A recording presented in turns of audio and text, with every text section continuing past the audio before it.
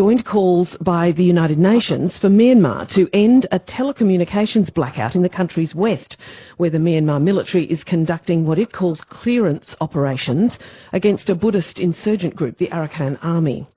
The conflict is not targeting the region's Rohingya Muslims, but the UN says it is concerned that government troops could be committing what it calls gross human rights violations under the cover of the blackout. Now, a local journalist who has been in hiding from Myanmar authorities since May says the clashes are intensifying. Our reporter Henry Zwartz has been investigating. Hi, Henry. Hi, Linda. What has this journalist told you about what life is like on the ground in Rakhine State? He's saying it's very difficult. I mean, conflict in Myanmar's Rakhine State, which borders Bangladesh, is continuing to ramp up. Clashes have been ongoing between the government and the Arakan Army. That's a Buddhist ethnic rebel group. The area originally came to attention in 2017 when you had 700,000 Muslim Rohingya flee into Bangladesh after a military crackdown, but this is actually a Buddhist insurgency, so it's a separate conflict. The latest turmoil is part of a push by the state's Buddhist population for greater autonomy. So it's very difficult to get a true sense of what's happening on the ground because the military's actually cut internet access to much of Rakhine State.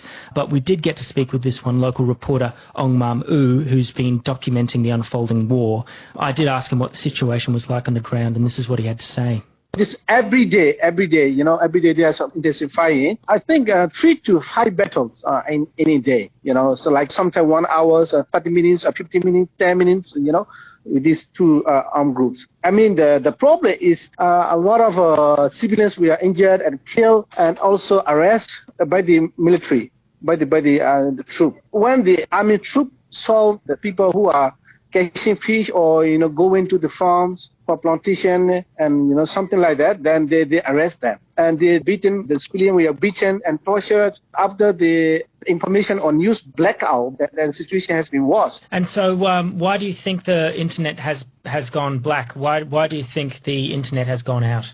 Because we report a lot of information outside in English. And also on the other hand, the people cannot give information to us and also outside world. So that's why they cut the internet. And what about you? I mean, you say you're in hiding. Why are you in hiding? What's happening there? Because we are charged with the Unlawful Association Act, but we are not clear on what kind of article or reports why we were charged with.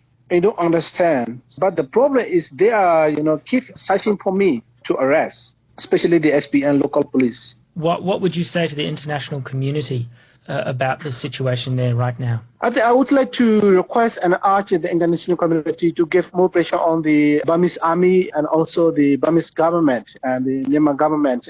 On the other hand, the Burmese army, the true not to kill and arrest the civilians. Journalist Ong Mam Oo speaking with our reporter Henry Zwartz, who is with me in the studio. So, Henry, where does this leave Myanmar's leader, Aung San Suu Kyi? It leaves her in a very difficult position. There's a division of power in Myanmar between Aung San Suu Kyi's civilian government and the military.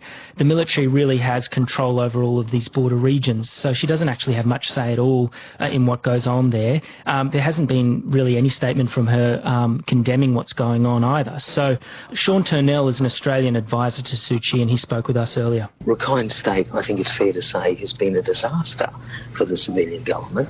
The atrocities and the various things that have taken place there have not been under the control of the civilian government, but it's had a massive impact on the civilian government in trying to conduct economic reform and even to conduct normal international relations with countries of goodwill. So it's been an enormous problem and remains an enormous problem. Sean Turnell, an Australian advisor to Aung San Suu Kyi. Our reporter Henry Zwartz.